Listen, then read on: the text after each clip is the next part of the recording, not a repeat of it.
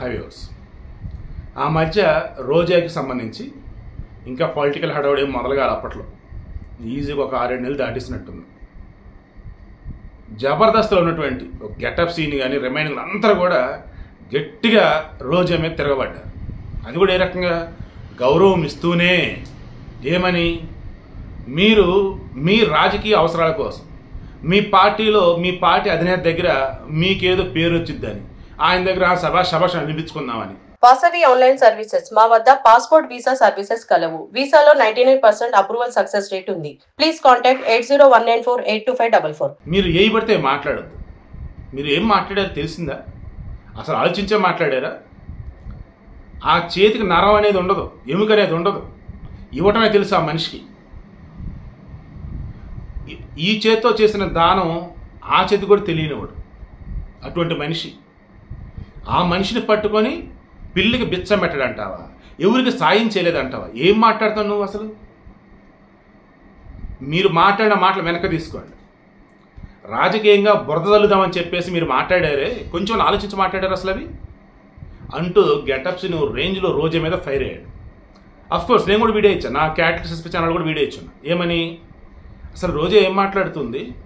సినీ ఇండస్ట్రీలో ఈరోజు ఉన్నటువంటి వాళ్ళలో హీరోలుగా కావచ్చు, హీరోయిన్లు కావచ్చు, క్యారెక్టర్ ఆర్టిస్టులు ఉన్న వాళ్ళు కావచ్చు, చాలామంది చిరంజీవి దగ్గర ఏదో ఒక రూపైన సాయం పొందిన వారు. అది మాట సాయమైన కావచ్చు, ఆర్థిక సాయమైన కావచ్చు. సినీ ఇండస్ట్రీలో ఉన్నటువంటి వాళ్ళకి ఎంతోమందికి కరోనా సమయంలో హెల్ప్ చేస్తున్నాడు, అంతకుముందు హెల్ప్ చేస్తున్నాడు. రీసెంట్గా ఏదో ఆలీతో ఇంటర్వ్యూలో ఏదో అందులో శివాజీ అతని పేరు ఒక హీరో 90s మిడిల్ క్లాస్లో వచ్చున్నాడు రీసెంట్గా. అతను ఏం చేశాడు, అతను మాస్టర్ సినిమాలో నటిస్తున్నప్పుడు అతను పడుతున్న ఫైనాన్షియల్ ట్రబుల్స్ మరి ఎలానో చిరంజీవి గారికి తెలిస్తే చడి చప్పుడు లేకుండా ఏకంగా డబ్బులు ఎంత ఉంటే అంత తీసి అతనికి ఇచ్చేసాడు. ఏంటి అంటే ఆ కష్టాలు ఆయనకి తెలుసు కాబట్టి. ఇతను రూమ్ రెంట్ కట్టగా రూమ్లో ఇబ్బంది పడుతుండని చెప్పి తెలిసి. అంతేనా, ఇండస్ట్రీలో ఎంతోమందికి ఎన్నో రకాల సాయం చేశాడు చిరంజీవి. చిరంజీవి చారిటబుల్ ట్రస్ట్ ద్వారా కొన్ని కోట్ల మందికి రక్తదానం, నేత్రదానం, ఇలా ఎన్నెన్నో. మొన్న పద్మవిభూషణ్ పురస్కారం ఆయనకి ఇచ్చారు. ఎందుకు ఇచ్చారండి? అందరిలాగా సొల్లు కబుర్లు చెప్తాను, లేదా అందరిలాగా సినీ నటుల్లాగా ఓన్లీ మేకప్ వేసుకొని నటిస్తున్నా కాదు. కరోనా సమయంలో కొన్ని కోట్ల రూపాయలతో ఆక్సిజన్ ప్లాంట్లు పెట్టాడు ఆ మనిషి చిరంజీవి.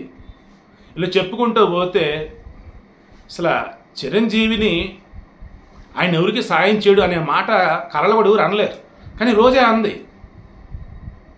అటువంటి రోజాకి ఇప్పుడు తెలియాల్సిన ఇంకో విషయం అనమాట. ఇది తెలిస్తే నిజంగా గుండెలు బాదుకునిద్ది అనమాట. అయ్యో ఇటువంటి చిరంజీవిని నేను అన్నాను అని.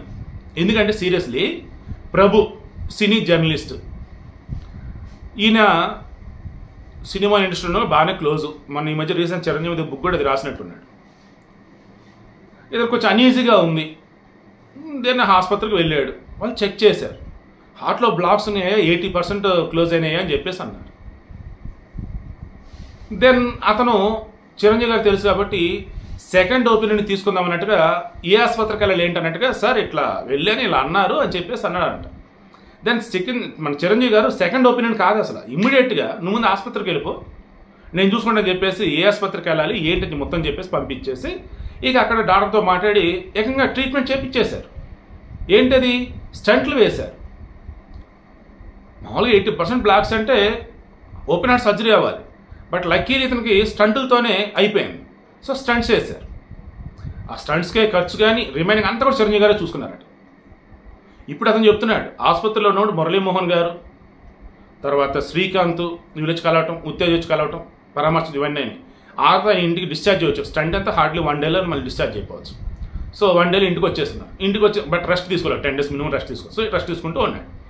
దాన్ని ఇంకా సినీ ఇండస్ట్రీ చెందినటువంటి వాళ్ళు, మీడియా మిత్రులు వాళ్ళు వచ్చి మాట్లాడుతున్నప్పుడు అతను చిరంజీవి గారి గురించి చెప్తా ఉంటే అవతల వాళ్ళు అసలు అందంగా ఆశ్చర్యపోయారట. అసలు ఎవరికి తెలియని కూడా తెలియదయా ఇలా ఎన్నో ఉన్నాయండి చిరంజీవి గారివి, మీకు తెలియదు. నేను జస్ట్ సెకండ్ ఒపీనియన్ అడుగుదాం అన్నట్టుగా మరి ఎట్లా అంటున్నారు, ఎక్కడికి వెళ్ళాలి ఏంటి అన్నట్టుగా. అంటే నువ్వు పలానా చోటకి వెళ్ళన్నారు, ఆడికి వెళ్ళాక తెలిసింది జస్ట్ అంటారు చెకప్ కాదు ఇది, ఏకంగా స్టంట్ ఏమని చెప్పారా అని చెప్పేసి చేశారట. ఒకవేళ చిరంజీవి గారు కనుక పలానా చోటకి వెళ్ళు అంటే సెకండ్ ఒపీనియన్ కోసం అన్నట్టుగా చెప్పుంటే వెళ్ళాలా లేదా సంథింగ్ లేదా కొంచెం నెగ్లెక్ట్ అయితే చేసేవాడిని. మేబీ అతను జరగదేమో జరిగేదేమో నాకు. బట్ ఇప్పుడు అలా కాదు, పర్ఫెక్ట్లీ ఆల్ రైట్. నిజంగా చిరంజీవి గారి వల్ల ఈరోజు ఈ రకంగా ఉన్నా. ఆయనకి ఏం చెప్పాలి నేను, ఎలా చెప్పాలి నేను? థ్యాంక్స్ అనే పదం, ధన్యవాదాలు అనే పదం అంతకన్నా పెద్ద ఏమైనా ఉందా? ఏమో దొరకటం నాకు డిక్షనరీలో. కానీ ఆ మహానుభావుడి యొక్క చేసినటువంటి ఆ సాయం నేను మరువలేను.